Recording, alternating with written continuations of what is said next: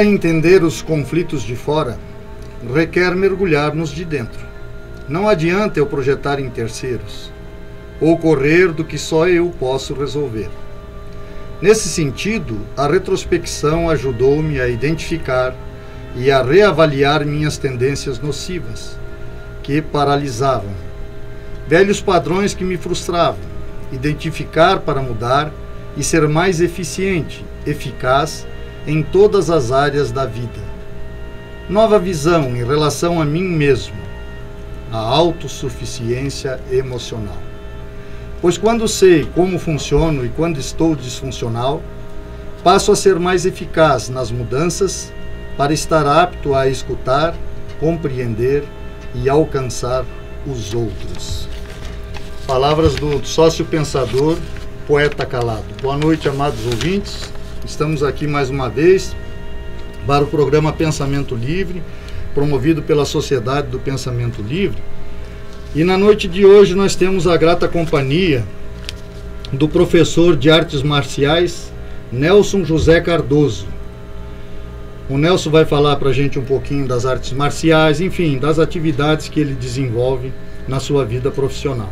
Eu vou passar o microfone para que ele possa cumprimentar os ouvintes e também, aproveitando, Nelson, que você dê um perfil da sua vida, de como tudo começou, quem é você, onde você nasceu, enfim, para que o ouvinte possa ter uma ideia de com quem está conversando, né? De certa Perfeito. Forma, não sendo interlocutor, mas pelo menos nos ouvindo. Fique à vontade. Léo, muito obrigado pelo convite primeiro, muito obrigado mesmo.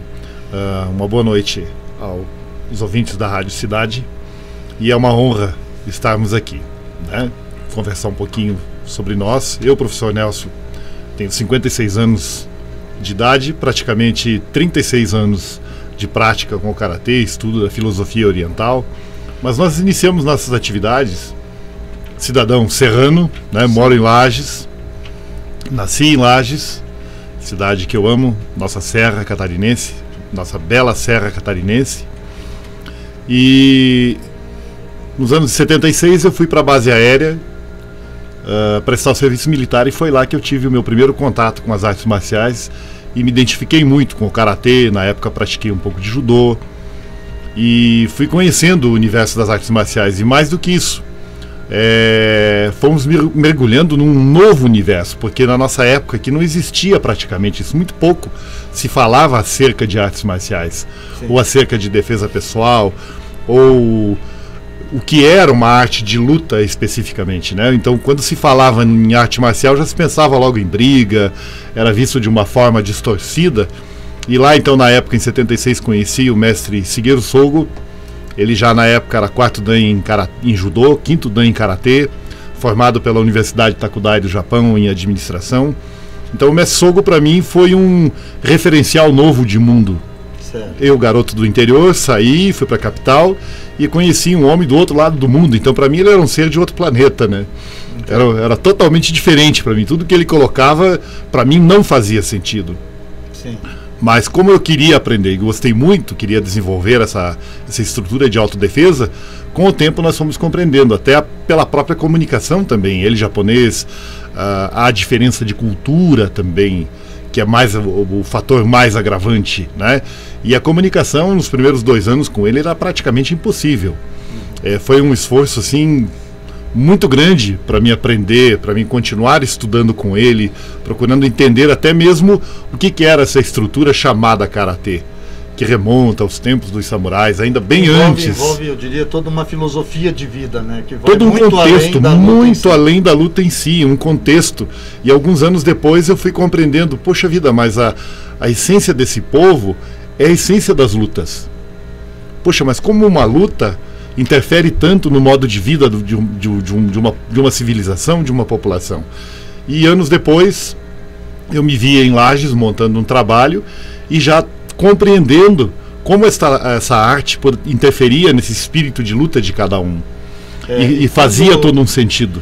Quando você chegou, Nelson, em Lages, você já chegou montando a academia, vamos dizer assim? Como é que foi a ideia da academia Shotokan? A ideia era pôr um trabalho em Lages, porque na Serra não existia. Eu fui praticamente pioneiro com o Karatê aqui na região serrana. Certo. E eu queria premiar a nossa serra, premiar Lages, com esse trabalho que eu sabia, eu já tinha experimentado e sabia que era bom, né, sobre todos os pontos de vista. Antes disso, o teu tempo de maturação, vamos assim dizer, até você chegar à condição de professor, levou quantos anos aproximadamente? 6 anos. Que você teve com ele? 6 anos, até chegar à faixa preta. 6 anos. 6 anos eu fiquei treinando com ele, aprendendo coisas com ele, pouco de acupuntura, massoterapia, aprendi um pouco da filosofia oriental, que não fazia muito sentido assim no nosso contexto, mas com o tempo eu fui vendo que era um valor que dava para ser agregado ao meu modo de vida. Isso tem quantos anos já? Na época que você começou a estudar? Hoje fazem 36 anos. 36 anos. 36 anos, fazem 37 anos. Que na época talvez a dificuldade de compreensão é até um pouco do ímpeto do jovem mesmo, né? Que o jovem já vê o karatê não com uma filosofia. Ele às vezes vê mais na questão mesmo de desenvolver o porte físico, etc, né? Quer ver? Eu vou contar uma historinha. Talvez daí a dificuldade de, num primeiro momento, entender tudo aquilo que o mestre te passava. Por exemplo, vou contar uma historinha que eu já contei até para os meus alunos, mas pouca gente sabe. O que me chamou muita atenção, que meu professor era um homem de 1,65 m de altura, ele não tinha muita altura. E na época, eu no pelotão de polícia da aeronáutica, nós éramos em 45 soldados. E ele chama justamente o maior do grupo e vai fazer uma espécie de combate com esse rapaz, um rapaz forte, grande, e ele dominou assim, o rapaz com uma facilidade fora do comum. Sim. Daí eu olhei para ele assim, eu digo, quando eu crescer eu quero ser igual a esse baixinho. A perícia dele, a habilidade dele era tão grande que a altura do soldado não fez nenhuma diferença para ele. Sim. Ele trouxe o rapaz pro chão assim como se brinca com uma bola de ping-pong. Eu digo, eu vou estudar com esse cara, eu vou aprender. Talvez eu não consiga aprender tudo que ele sabe, mas um pouco eu vou aprender. Fantástico. Fantástico. Nós vamos agora para um breve intervalo, nosso primeiro bloco. Nós vamos voltar aqui nesse bate-papo fantástico na noite de hoje com o Nelson José Cardoso, professor de artes marciais, que tem a Academia Shotokan de Karatê em Lages, né? Daqui a pouquinho nós voltamos.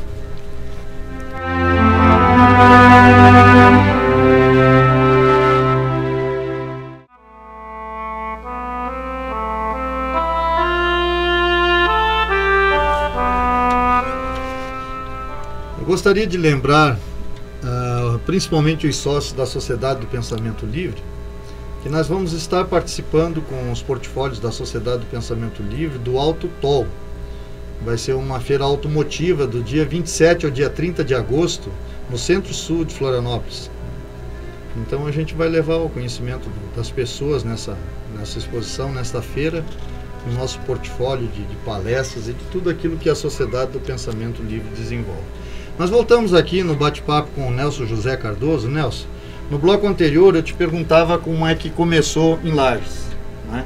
Como é que começou a academia? Se já num primeiro momento, após esses 6 anos, quando você chegou a Lages, você já colocou a academia para funcionar? Como foi isso? Como foi essa... Foi muito interessante porque nós chegamos, eu não acreditava que pudesse haver uma receptividade mesmo, porque o conhecimento e os veículos de comunicação não tinham uma divulgação muito ampla sobre as artes marciais, não existia uma informação bem específica sobre as artes marciais. E o momento que eu procurei um espaço, comecei a treinar, foi começando a aparecer pessoas que queriam saber o que é isso. Então a academia foi quase uma consequência desses primeiros adeptos. Isso eu acho interessante desenvolver isso para as pessoas. O que é isso aí? Eu digo, é karatê.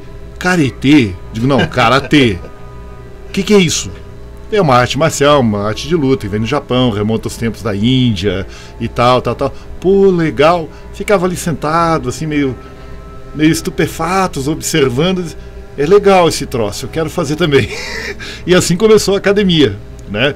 E depois começaram a aparecer. Ela começou quase de forma informal, vamos dizer assim. Bem informal. Começou informal. Bem informal. Parece que existia um desejo implícito das pessoas em praticarem artes marciais, e o momento que eu cheguei, elas foram aparecendo. É quase como o que você vinha falando da questão de uma missão, né? Certo. Na hora certa você está ali e você se pergunta, mas poxa vida, por que eu estou aqui? Né? Não sei, você está ali por algum motivo. Poxa, mas eu podia estar lá e eu tenho condições para estar lá, mas por que eu insisto tanto em estar aqui? Então, no momento certo, a pessoa certa é colocada em determinado local para suprir Que bom quando uma se determinada tem demanda. essa percepção, né? Porque, como diz aqui na Serra, né, o nosso palestrante empresarial, Andrés Rodrigues Lins, ele usa muito isso, né, que às vezes o cavalo passa encilhado e a pessoa não percebe. Não consegue perceber, é verdade. E perdeu, mas diz ele, mesmo assim não te assusta viver, porque o cavalo pode passar mais vezes. Né? O importante então é que você teve essa percepção de que você estava eu disse, ali poxa, é aqui. Por um motivo maior, uma missão, vamos dizer assim. É aqui. Eu acho que eu vou começar a transmitir esse conhecimento, algo que eu venho treinando já há alguns anos, já a faixa preta, mas eu ainda não tinha assim, um timbre muito bom, um calibre muito bom, eu não me via como professor. Eu digo, bom, eu vou procurar transmitir o meu melhor. E o que sair, saiu. Porque dentro desse processo também, no transmitir, eu vou estar aprendendo. Eu vou estar crescendo. Sem dúvida. E eu acho que parto do pressuposto que tudo que eu aprendo e não passo para frente morre comigo. É verdade. Sem dúvida. E o que é pior, eu não aperfeiçoo. Sem dúvida. Eu não gero dispositivos para aperfeiçoar esse conhecimento. Eu fico ensoberbecido, guardando aquilo, não só eu sei. Tá, mas está estagnado. A água que fica parada, ela estagna, não consegue... O livro da Sociedade do Pensamento Livre, ele tem um trecho que a gente coloca o seguinte, que há um saber, mas que esse saber é coletivo, né? Se só um homem fosse detentor desse saber, a gente poderia chamá-lo talvez de Deus, e não é. Então nós precisamos de diversos saberes, né? Então é importante quando o professor, mesmo na condição de mestre, tem essa percepção de que muitas vezes o seu aprendizado pode vir também do aluno. Quer dizer, o aluno sempre traz um elemento inovador que pode agregar, pode trazer mais saber. Até às vezes a dificuldade daquele aluno em superar-se é um desafio para o próprio professor no sentido de entender, compreender melhor, né? Para que ele possa ter esse grau de superação e atinja o objetivo. Bem observado, Léo. Eu mesmo não tenho a menor dúvida disso. Eu só cresço o momento em que eu começo a perceber a dificuldade do outro. Porque, na verdade, a dificuldade de outrem, muitas vezes, ela se identifica com as minhas dificuldades. As limitações de outrem, muitas vezes, se identifica com as minhas limitações. Então, eu vejo em cada aluno, o momento que eu entro no dojo, o momento que é a sala, o espaço onde nós treinamos, eu olho para cada um e vejo em cada um mestre. Talvez ainda não cônscio da sua verdadeira missão, dos seus verdadeiros projetos de vida, mas eu vejo em cada um mestre. Eu esqueço um pouco a minha faixa, aquele meu pedestal de professor, e procuro me pôr mais ou menos na linha de pensamento e de sentimento deles. Até porque, se não agir dessa forma, acredito que não haveria nenhuma compreensão maior em relação ao outro. Né? Eu acho que para mim... acho que isso é condição até de mestre. E para mim fica... ser um mestre se torne um pupilo. Porque... Para mim fica muito difícil transmitir uma aula se eu não consigo me calibrar com a energia das pessoas e ver nos olhos dela, na dinâmica, nos movimentos que ela faz espontâneos, procurar capturar um pouquinho do que ela está buscando. Então, nas minhas aulas, cada aula para mim é um laboratório. Eu nunca me digo uma pessoa experiente dando aula, não. Eu me vejo assim como um aprendiz, na verdade. Toda vez que eu me posiciono, me coloco lá na frente, eu já me questiono. Eu não sou o mestre, há um mestre maior. E há um mestre em cada um. Eu tenho que compreender esse mestre que existe em cada um para a gente poder estabelecer uma relação bacana de crescimento e de aprendizagem. É interessante, né? Até, Nelson, que uma das coisas que me chamou a atenção quando eu te convidei para vir aqui é que o Nelson é pai da Karine, que a Karine é sócia pensadora da Sociedade do Pensamento Livre. E me atraiu a atenção esse fato de pensar na pessoa assim como um total, quer dizer, não só a luta, né? Você colocou a questão da acupuntura, da terapia, da terapeuta, que no caso também acompanha seus trabalhos, que é a sua esposa, Cristine, né? Faz trabalho com florais brasileiros, que inclusive faz um trabalho excelente na área de terapia. Vamos discorrer sobre esse assunto num próximo programa, porque é bastante vasto, né? E a gente não vai conseguir adequar isso num programa só. É muito amplo. Mas muito amplo. Dentro desse que você vem colocando agora, em relação ao entender o teu aluno, eu gostaria que você colocasse um pouquinho dessa questão do total do ser, né? Como é que o karatê, especificamente as artes marciais, contribui na estrutura plena do ser, né? De que forma que você vê isso? Qual é a tua visão em relação a isso? O karatê, nós trabalhamos basicamente com 3 elementos, que em japonês chama-se Chin, Ki, Tai. Chin é o sentimento que emana de cada ser. O Ki é essa força latente, que nós chamamos de espírito, que que é muito pessoal também, é como uma impressão pessoal, é um perfil pessoal. O Júnior tem o dele, o Léo tem o dele, o Nelson tem o dele, a Cris tem o dela, a Karine tem o dela, o ouvinte tem o seu, e Deus colocou aquele carimbo e é próprio, não tem igual. É como nós dissemos no último programa, é tipo impressão digital. É uma impressão digital bem observado, é uma impressão digital, é única. E o Tai, que é o corpo que age e interage em conformidade com esses 3 elementos.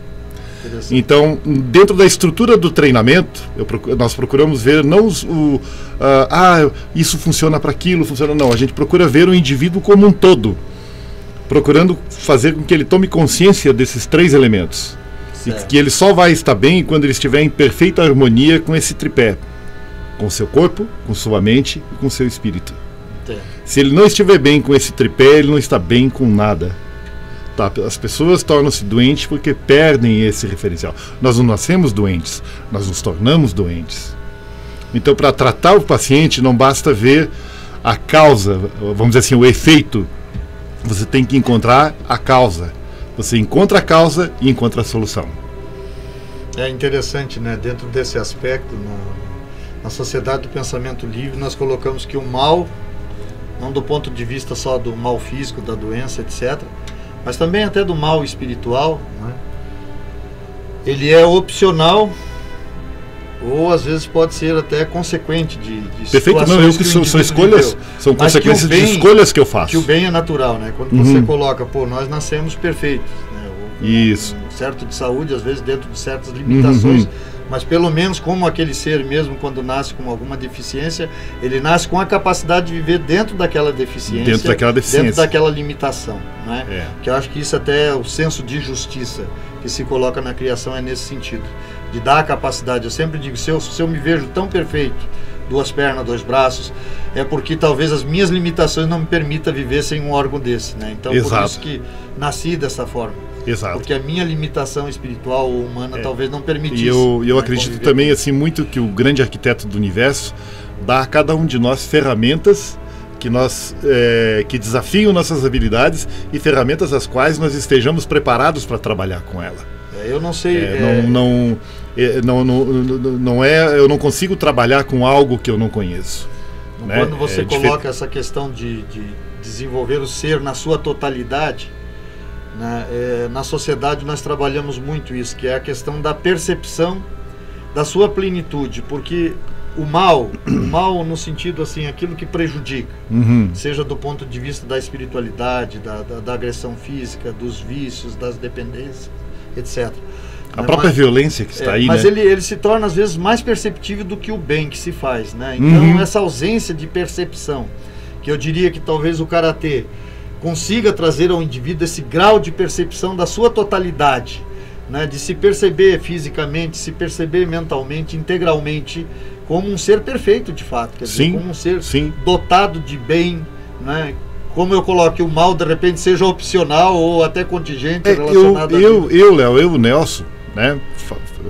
Sou um ser dotado de muitos talentos, mas também cheio de precariedades, né? No entanto, o meu equilíbrio, eu, Nelson, falo por mim, o meu equilíbrio vem do reconhecimento disto, reconhecendo que eu sou um ser de grande talento e de grande potencial, mas também tenho muitas inaptidões, tenho muitas imperfeições. Eu diria que não são talvez inaptidões, eu diria que são limitações. Onde torna necessária o auxílio do outro. Essa diversidade, né, os que a gente faz aqui, inclusive nos programas, trazendo pessoas de profissões diferentes, de vertentes diferentes, de dons diferentes, exatamente para dar a percepção da necessidade que nós temos de todas as pessoas nesse conjunto humano, né? Nessa máquina esse humana, universo maravilhoso. Todas as peças têm um seu universo grau de importância. Então, quando a pessoa descobre, como você se situou, dentro dessa missão que você coloca, eu acho de forma muito perfeita, como uma missão de fato, eu tenho que fazer alguma coisa aqui, eu vou desenvolver o trabalho aqui, né, que foi consequência do primeiro momento, nem havia uma proposta, não havia uma proposta. As coisas foram acontecendo, né? Eu acho que acontecendo. Missão é mais ou menos foram isso. acontecendo, né? E aí, nessa época em Lages, quando eu vi, eu estava lá com 30 alunos rodeado, ninguém tinha pago matrícula, ninguém tinha, mas estava todo mundo treinando, e eu dando aula, mas eu não me imaginava ainda mantendo a minha vida daquilo ali. Sim. Até que para mim, no meu pensamento, você pegar uma arte, aprender uma arte e cobrar algo é prostituí-la, né? Então eu levei muito tempo para aceitar cobrar uma mensalidade, porque você tem aluguel, porque você tem despesas, porque você tem... Tanto que eu mantive durante muitos anos na minha academia, seguramente era normal por ano mais de 15 bolsistas, meninos que não podiam pagar. E nunca recebi nenhum recurso de qualquer órgão que fosse. E agora é que eu estou trazendo a público isso, hoje que eu estou falando isso. Fantástico. Hoje que eu estou falando isso. Eu digo que é fantástico, puxando a brasa para o meu assado, porque a sociedade do pensamento mais ou menos livre, assim também? É exatamente isso. Também assim, não há essa preocupação, né? É sempre secundária. Então hoje eu encontro meninos profissionais trabalhando e diz, professor, se não fosse o senhor na minha vida, eu ia ser um Zé Ninguém. Eu digo, não, de alguma forma a vida ia te encaminhar, você ia ser alguém sim, né? Apenas nós nos encontramos e foi por um caminho bonito que você gostou, se identificou, né, que é o karatê. E através dessa arte nós firmamos uma amizade, firmamos um relacionamento e nos tornamos irmãos. Quando você faz essa colocação, você volta nessa questão que eu disse anteriormente, né? Quando a gente se percebe limitado em determinadas coisas, a gente percebe uma coisa fantástica, que é a necessidade do outro. Quer dizer, ou seja, isso eu não sei. Então, até aqui eu sei, até aqui eu não sei. Então, aqui eu preciso de você. Quer dizer, eu não entendo nada de karatê, de Shotokan, de artes marciais. Então, poxa, eu aprendo com você que sabe. Né? E assim é na vida, quer dizer, assim é com o aluno, assim é com as pessoas. O outro fator, Léo, que eu vejo assim, sempre analisando, nós não conseguimos ser mestres em tudo. Com certeza, com certeza. Sabe? De repente eu estou conversando contigo sobre a sociedade do pensamento livre e cometo uma gafe. Poxa vida, realmente eu sou um ignorante. Por quê? Ignorante não quer dizer que eu sou um burro, eu apenas ignoro, talvez porque eu não estudei ainda não tenho a amplitude do conhecimento e a dimensão do conhecimento que você tem sobre a sociedade do pensamento livre, até pelos seus objetivos, pelos seus fundamentos, pela sua perspectiva de vida e até pela perspectiva das pessoas que convivem com você, da sua família. Mas se eu estudar, eu vou aprender, sem dúvida. Com certeza, mas que há similaridade, pode ter certeza. É bem parecido. Há muitos pontos em comum, pode ter certeza. Nós vamos para mais um intervalo e voltamos já para esse bate-papo gostoso na noite de hoje com o professor de artes marciais, Nelson José Cardoso. Até daqui a pouco, ouvintes.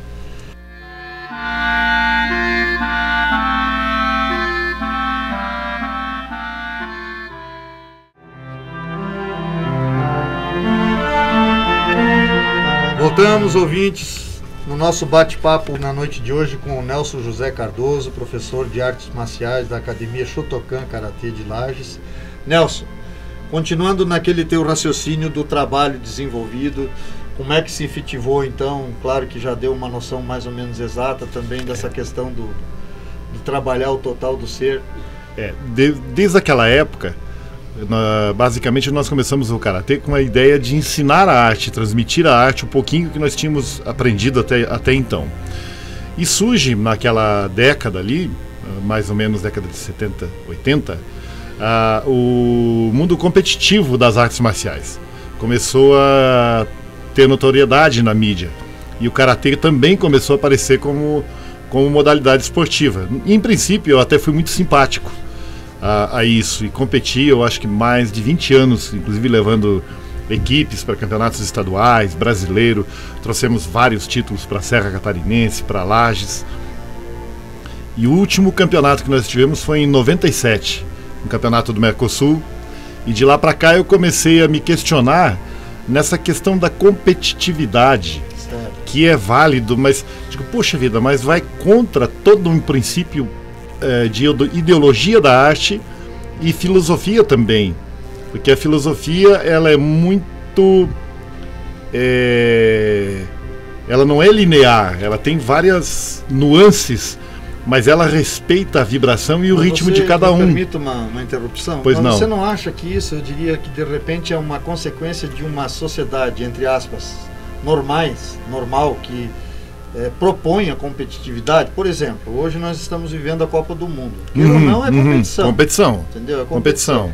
Quer dizer, a audiência, o dinheiro, tudo que envolve isso é muito grande. O merchan então, é grande. Eu acho que é muito difícil, por mais que você queira fugir desse universo, né, por mais que talvez ele até entre em contradição com a própria filosofia, como você está colocando, Quer dizer, eu acho que não tem como separar muito isso, é muito difícil. Foi bastante difícil. Quando nós paramos na década de 90, eu perdi assim, uma grande parcela dos meus alunos que gostavam da competição. Mas eu pensei, digo, não, se a gente acredita numa ideia, eu acho que eu vou seguir essa linha de raciocínio. Por quê? Porque com o estudo da estrutura, eu compreendi que nós vivemos numa sociedade muito competitiva. Então qual era o meu pensamento, a minha ideia? Não ignorar esse espírito competitivo, mas canalizá-lo de uma forma mais assertiva para a vida. Entendo. Que para mim, tarefa, digamos, difícil. Dificílima. Eu diria assim, no princípio no início foi quase impossível. Eu diria, por exemplo, para mim crescer, para mim provar que eu sou melhor que o Léo, eu tenho que pisar em cima dele, mas o questionamento era, se eu estou pisando em alguém, eu não consigo subir o próximo degrau. Entendo. E qual é o legal? O legal seria eu pegar toda essa estrutura, fazer com que as pessoas compreendam que esse espírito competitivo é bacana, mas quando ele é canalizado no sentido da cooperação. Certo. Quando nós nos unimos de uma forma tal para resolver, seja qual conflito de qualquer ordem, problema qualquer que seja dentro da sociedade, vamos resolver, damos as mãos, vamos lá e resolvemos. Até porque eu acho... Daí a vitória não é só minha, não é só do Léo, a vitória é nossa. E aí eu acho que existe uma questão que a vida é interessante, né? Porque a vida, ela sempre tem os lados opostos, né? Porque quando você vê na questão da competição o aspecto negativo, também não dá para ignorar o aspecto positivo, também no sentido de divulgar a arte, de...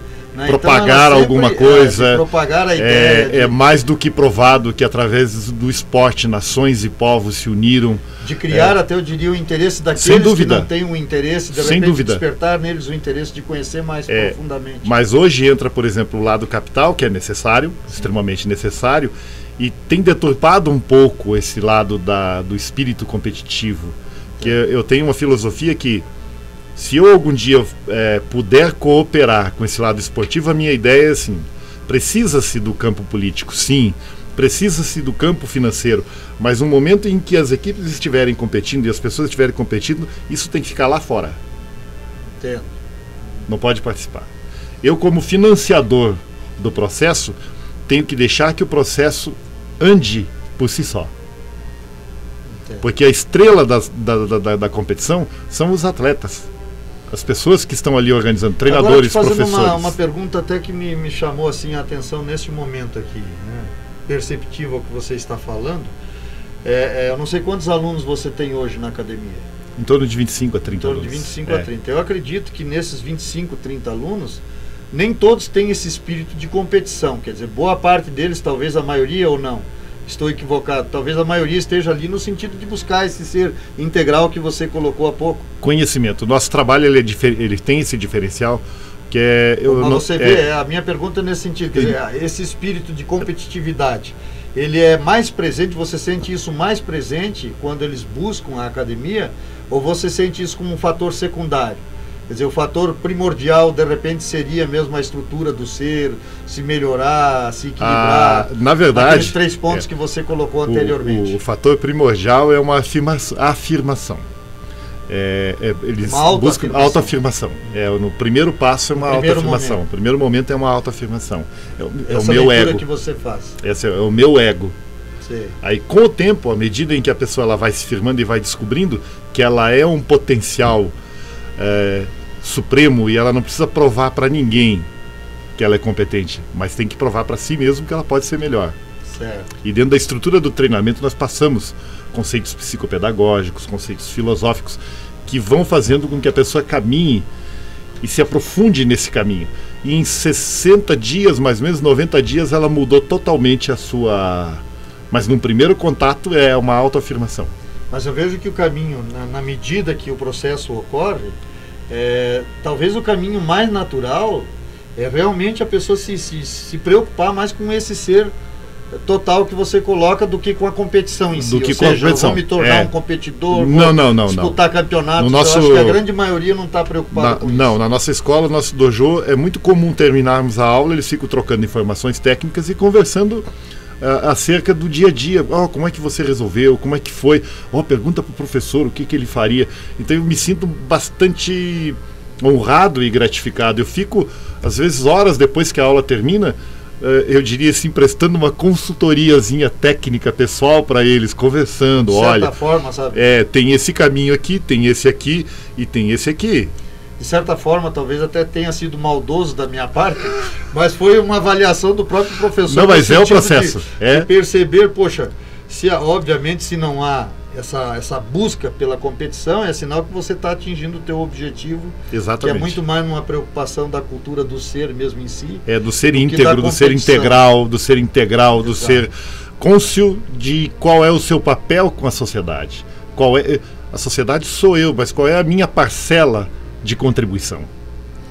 Essa é a pergunta que eu faço sempre para eles se questionem. Falar de sociedade e não falar de mim é um engano. Eu faço parte dessa sociedade. Né? As atividades na academia Shotokan, Shotokan, essa palavra Shotokan, qual é o significado? Na verdade, ela tem são duas palavras, que ela soou para o mundo como uma escola. Shuto é um pseudônimo do mestre que criou o karatê, que ele era poeta, então ele se intitulava Shuto, o pequeno notável. E Kan é relativo à escola. A escola que ele fundou. Como o Léo está fundando a Sociedade do Pensamento Livre, ele criou a Shotokan. Entendi. Que é a escola do pequeno notável. Sou um pouco presunçoso, mas na época ele já tinha, digamos assim... Mas isso vai de encontro ao que você colocou anteriormente, né? Os alunos chegam inicialmente buscando uma autoafirmação. Exatamente. O que não difere muito do mestre, também nada de errado. E depois, com o tempo, nós vamos mudando. A gente vai descobrindo quais são as verdadeiras ferramentas sobre o ponto de vista emocional, sobre o ponto de vista psicoespiritual, como é que eu me trabalho melhor, como é que eu estimulo a minha autoconfiança, não é? Nelson, como é que se desenvolve, me permite interromper um pouquinho, na academia Shotokan, como é que se desenvolve as atividades, quer dizer, ou seja, qual é os horários de aula, durante o dia todo, tem aulas noturnas, como é que funciona? Atualmente eu estou com horários na quarta e sexta pela manhã, às 9h30 da manhã, na segunda, quarta e sexta às 17h30, segunda, quarta e sexta também às 19h30 e terça e quinta também, no mesmo horário, 19h30. Informações... Eu tenho o telefone 9925-7812 ou 3222 ou 3222-4139. E o endereço da academia, lá onde é que fica? Rua Baipendi, 228. Baipendi é próximo... Ela fica próximo a fazer um merchanzinho pro... Pode falar o nome? Abaixo do Angelone. Uma quadra abaixo do Angelone. Sei. Uma transversal ali um pouco antes do Angelone. Isso. Pois tá aí o telefone, o pessoal que quiser entrar em contato para saber mais coisas, é só entrar em contato pelo telefone, repetindo. O 3222-4139 ou 9925-7812. Beleza, nós vamos para mais um breve intervalo e voltamos aqui para o bate-papo, para o nosso último bloco. Hoje à noite com o professor de artes marciais, mais especificamente o Karatê, Nelson José Cardoso. Até daqui a pouco, ouvintes.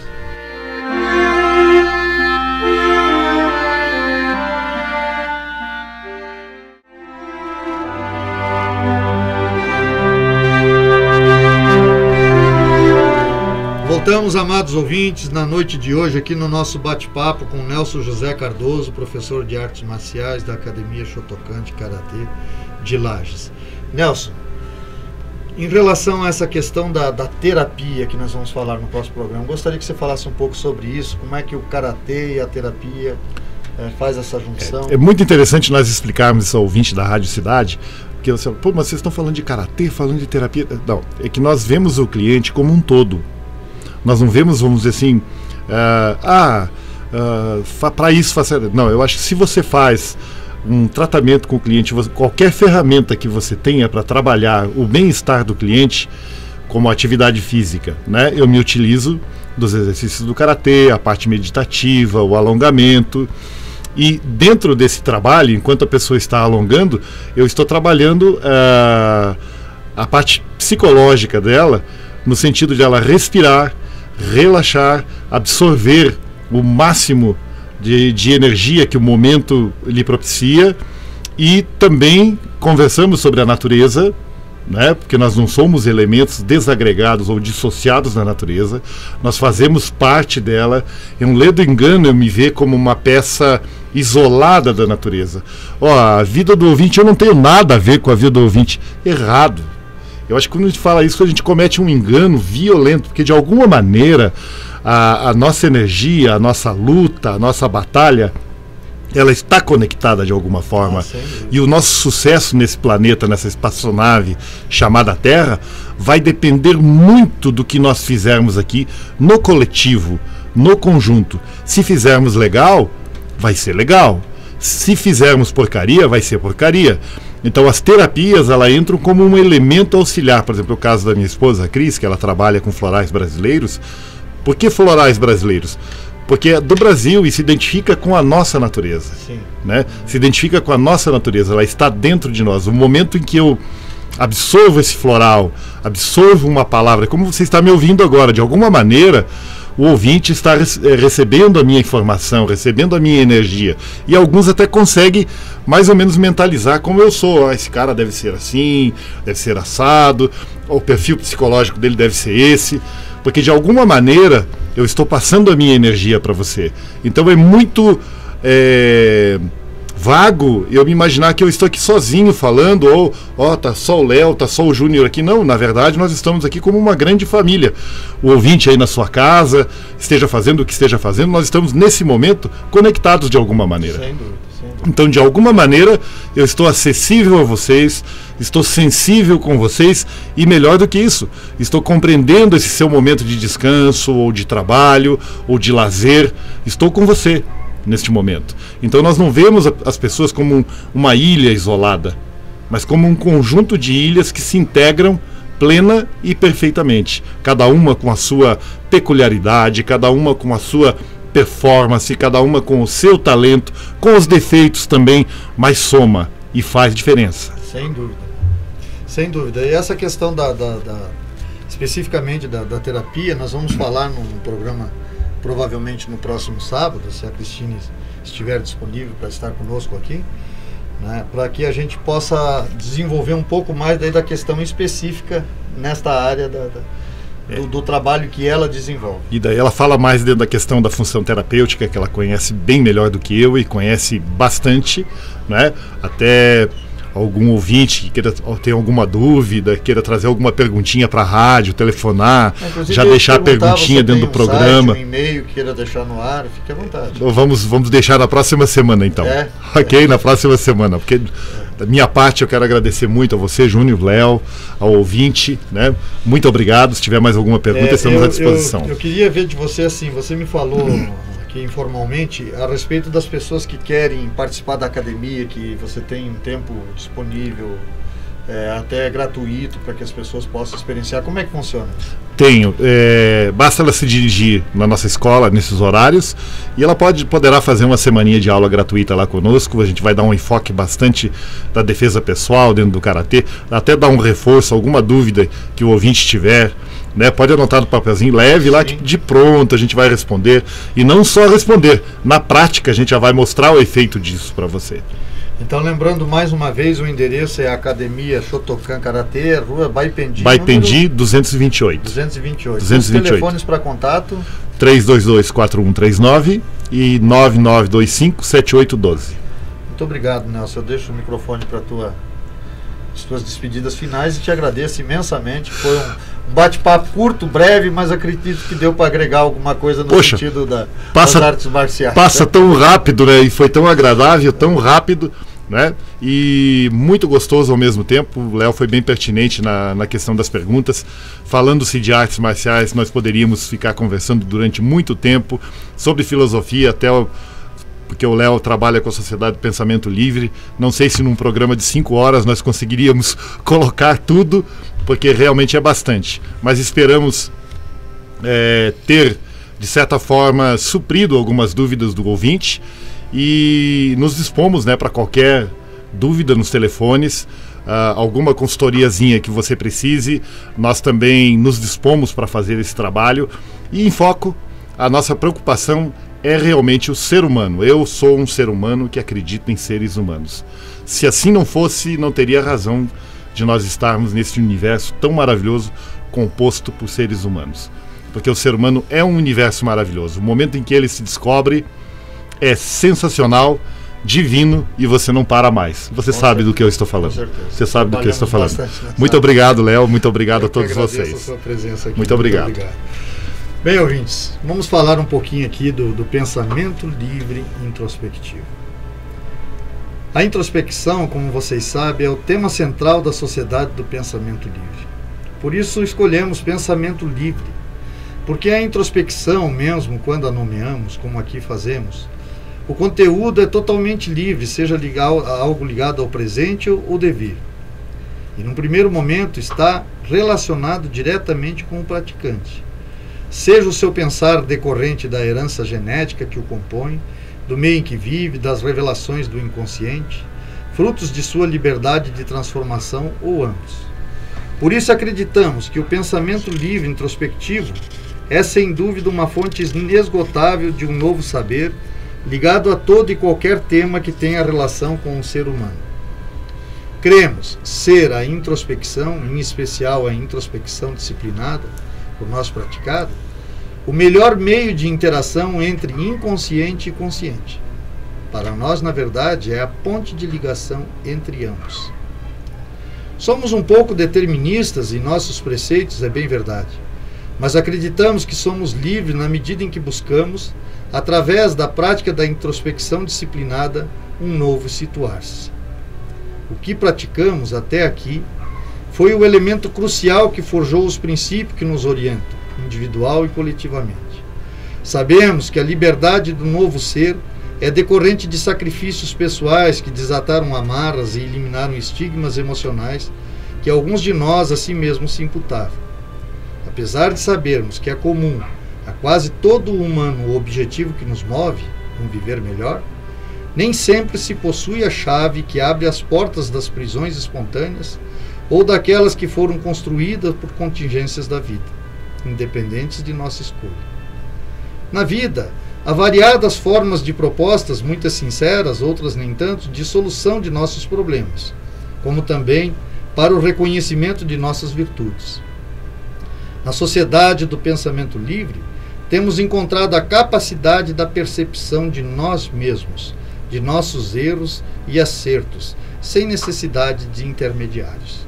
Buscamos a liberdade da livre escolha de fazer de cada um de nós um ser melhor para nós mesmos e, consequentemente, para o outro. Queremos situar em nós e por nós, sem dedo que nos aponte em nossas mazelas e acertos.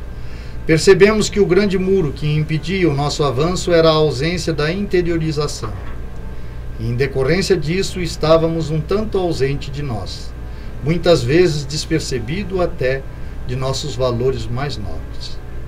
O pensamento livre, introspectivo, sugerido na prática da introspecção disciplinada, jamais aflorou qualquer tipo de conduta condenável ou prejudicial ao praticante ou ao seu semelhante. Desde os praticantes mais antigos, que foram os idealizadores da sociedade do pensamento livre, como aos sócios que a nós se somaram ao longo do tempo. O que podemos testemunhar foi a melhora visível em todos que se dispuseram à prática. Pensar livre, porque o que nos instiga é o novo. O que cada um de nós já dispõe até aqui, somos conhecedores. Agora, e sabemos que o que nos acrescenta ou subtrai. Queremos saber de nós o que ainda não sabemos. Perceber o que não era percebido e desenvolver potenciais latentes em cada um de nós. Buscamos, com a prática da introspecção no momento presente, traçar objetivos decorrentes de projetos possíveis que nos realizem cotidianamente. E ainda que, porventura, algum acidente de transcurso nos impeça de atingir a meta, que não é, sabemos um fim em si, mas somente um momento da nova adequação quando a ela chegamos. A ilusão de outrora não mais nos ilude, pois de posse da introspecção, percebemos que nossos objetivos não são mais fictícios, pois se apoiam na introspecção nossa de cada dia, que não nos engana, nos valorizando ou depreciando de forma desproporcional ao que cada um de nós agora sabe que é. Alegra-nos a percepção maior de nós mesmos e de novas revelações advindos da prática disciplinada da introspecção. Não só nos conhecemos melhor agora, como agregamos saberes em nós adormecidos. Por isso incentivamos aos sócios pensadores que ousem na introspecção e venham somar-se a nós para que futuramente possamos contar com depoimentos inovadores e agregador desse novo saber. E na noite de hoje tivemos a grata companhia do professor de Karatê, de artes marciais, Nelson José Cardoso, a quem agradecemos mais uma vez a visita. E lembrando, quem sabe no momento introspectivo da busca desse autoconhecimento, você sinta a necessidade desse exercício físico mais pleno, quem sabe dessa terapia com florais que vamos falar aqui no próximo programa. Então convido desde já você que esteja conosco presente no próximo programa, para que possa assim fazer uma avaliação das suas necessidades reais, de agregar valores, de buscar conhecimento através dessa diversidade de conhecimentos que a gente tem agregado, que é a busca do nosso programa aqui, Pensamento Livre, é exatamente essa, no sentido de trazer pessoas diferentes para que possam agregar um novo saber, para que a gente possa se tornar cada vez um ser melhor e, consequentemente, fazer com que a vida se torne melhor. Para encerrarmos na noite de hoje, vamos ler aqui um breve poema do nosso sócio pensador, poeta calado. Às vezes a voz do inconsciente, noutros a voz da razão. De tudo que se ouve na mente, o que mais toca a gente é a voz que bate no coração. Às vezes no ecoar do sim, o infinito grito do não. Quando pseudo-verdade é mentira, é patologia, é mitomania, sendo dona e senhora da situação. Sócio pensador, poeta calado. Muito obrigado pela sua audiência na noite de hoje e até o próximo sábado e um bom final de semana a todos. Uma boa noite.